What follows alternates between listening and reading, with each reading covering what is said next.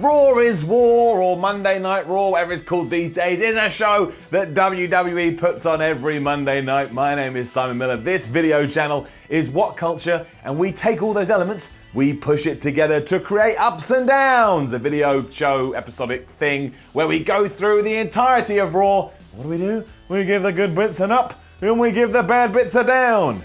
Don't know what that weird robot thing was. Enough with the waffle, as I always say. Let's kick this off into 7th gear. Does 7th gear exist? Does any car or truck or lorry or plane have a 7th gear? I don't know. Let's ups and downs.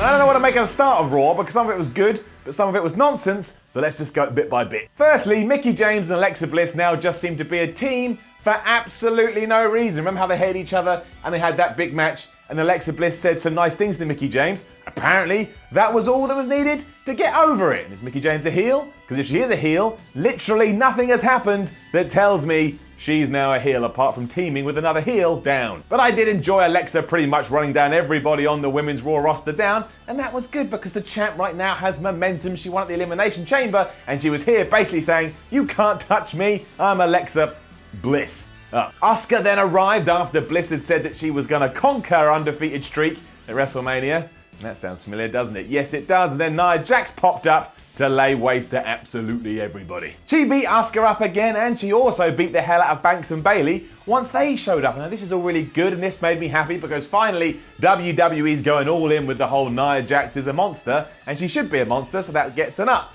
However, WWE, just because you've given an undefeated streak to someone doesn't mean they should be run down on every episodic thing that you do. I mean, she got beaten up at Elimination Chamber, now she's being beaten up on Raw. Eventually, you will lose that balance, so that point is a down. Anyway, all this did lead to a 6 women's tag team match between everybody involved in this little skit, and that is gonna get an up. And the main reason is because finally, after about 77 years, WWE's finally pulled the trigger, and yes, Sasha Banks and Bayley, they fell out with each other, and it happened after Sasha Banks went to tag in Bayley and she properly slapped her, and that annoyed Bayley. So later on, when Banks went for the tag on her, Bayley just jumped off the apron and went, "I don't think so, mate. We're over." Now, I'm not 100% sure who the face or heel is here, because technically by watching it, you'd say that Bayley was the heel. That is not the way to go. Sasha Banks is a better heel. Now, the good guy team still won after Asuka made Mickie James tapped out. So once again, I was sat there all perplexed. I was like, we do all this weird stuff, and yet it doesn't even affect the good team. They win, the bad guys lose, but whatever.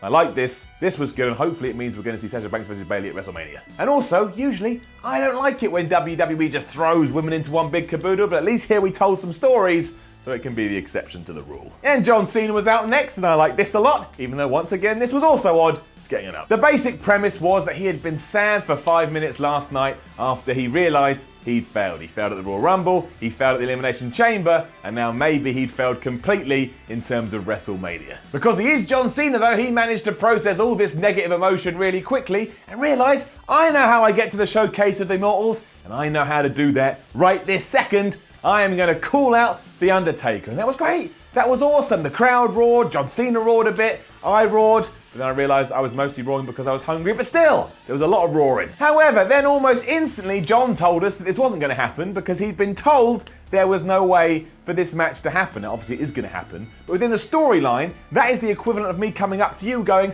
"Oh my gosh, you won the lottery," and you go, "Really?" and me saying, "No." He then vowed to head to SmackDown later on today, and that is interesting because I don't know what's going to happen there. At least it gives you a reason to tune into SmackDown if you didn't have one already. But let's face it, it is going to be The Undertaker versus John Cena at WrestleMania, and that's a good match. Aside from the fact that now, here, as I stand today, The Undertaker has lost twice at WrestleMania, meaning his streak is completely forgotten, and John Cena's lost clean on TV about 72,000 times recently. Good planning, WWE. Good planning. Then Bray Wyatt arrived. He took out Heath Slater and Rhino, who were already in the ring, and basically said he was going to murder Matt Hardy. He said he was going to beat him so much that his eyes would never open again. And you know what happened? I didn't care, because everything here has stopped me from caring down. And even though what came next was yet more bonkers stuff, I enjoyed this too. So everything with The Miz, getting it up. Started off with a strong Miz promo as he got all mad about not being in the WrestleMania event, but calming himself down by saying, but it's okay, because I'm the IC champion, I'm going to make that count come the big April pay-per-view. Then he got mad again because he'd also been told that whoever was about to face him right now could tie into his WrestleMania opponent, By Jove, it was Seth Rollins. And they did have a pretty decent match, which Seth Rollins won after a frog splash. And then Finn Balor came out and he was like, Miz, now I'm going to take you on. Now forget that this basically babyfaced The Miz is this awesome competitor that had to take on two guys back to back. He did lose again, obviously. However, if this is all building to Finn Balor versus Seth Rollins versus The Miz in a triple threat match for the Intercontinental Championship at WrestleMania 34, I'm alright with that, because that would be really fun. I think that would be like a roller coaster ride of joy. And there was a little bit of fracas in between the matches as The Miz Taraj jumped Finn Balor and that caused Gallows and Anderson to come out to protect their leader, and they all ran away to the back, and I assume this will all tie in somehow at some point. It was good though, even though you could kind of tell WWE was trying to recapture lightning in the bottle from last week, but still it isn't up. It was Roman Reigns time after this, and have a guess. That's right, I liked it up. Now who knows the truth, but the rumour was that Paul Heyman and Brock Lesnar were going to be on this episode of Raw. Then they weren't, and instead, we saw a picture of Brock Lesnar hanging out with UFC President Dana White on Twitter and Instagram over the weekend. Well, that all tied in here as Reigns went at Lesnar saying you only turn up when you want to turn up and you hide behind that contract. He was essentially echoing a lot of the opinions of the internet wrestling community who do say Brock Lesnar doesn't do enough and he only cares about the bottom line. It was a good promo though, and it will really light this feud up if this is the direction we decide to go in, and it separates it from everything that happened way back when at WrestleMania 31, when again it was Roman Reigns versus Brock Lesnar. If, however, WWE thinks this is going to make Roman Reigns a good guy, it won't. Nothing will. Come on. Because really, whatever you do think about Lesnar, anyone would take that deal. Who would turn down the deal of, here's loads of money, you can turn up whenever you want? I can't hold that against Brock. It's making you do the dream. Living the dream. Let's see what happens though, and maybe, just maybe, Braun Strowman gets added in for a triple threat main event. And then it was a tag team title best of 3 falls match between The Bar and Titus Worldwide down. The match was fine, and seeing Sheamus get the first fall within 10 seconds brought back some lovely memories from all those years ago. But the tag team champions themselves summed up the problem. They beat these two and then said, we're not going to have anything to do at WrestleMania because we don't have any opponents. And they're right, they don't have any opponents because WWE hasn't built up any opponents. And it's not like there's any plans here for Apollo and Titus because they went down 2-0. So all we've done is we've taken reality that's a problem and we applied that to the story, and that made me, the fan, go, oh yeah, you don't give a shit about the tag team titles, do you, WWE? What a misstep this was. And I'm sure it will build to something eventually and there'll be some massive tag team match at WrestleMania, but I don't think WWE should be highlighting this because, again, it absolutely is true.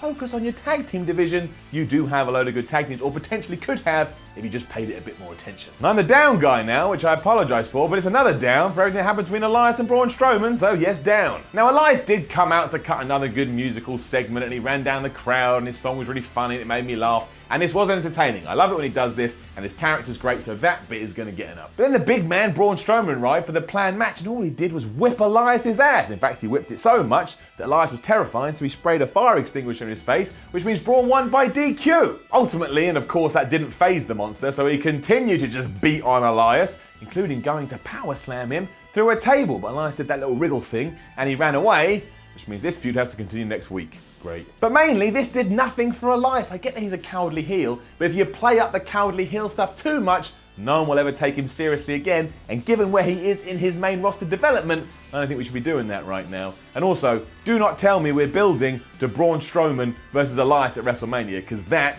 would not be a good idea. Which brought us to our main event angle of the evening, which did include Kurt Angle, and it included Ronda Rousey, and it included Triple H, and it included Stephanie McMahon. That's probably going to be our main event at WrestleMania, but it's getting it up. It saw the game at McMahon come to ringside and tell Ronda Rousey and Kurt Angle that not only did they need to calm down, but also everything that spewed out of Kurt Angle's mouth at the Elimination Chamber was gibberish because he was really ill, so let's just bury the hatchet and move forward. This led to those two arriving, and Angle agreed he had lied. It was quite obvious he had been told to say that, otherwise Steph had gone, I'll fire you or something. You could tell he was doing it under duress, and clearly all the things he had said were true, but hey, you know, sometimes we say things we shouldn't do and we should all shake hands and just be happy. That's basically what was happening here in a little box. And Rousey was fine with that to a point, but she did want to address the fact that Stephanie had slapped her around the face.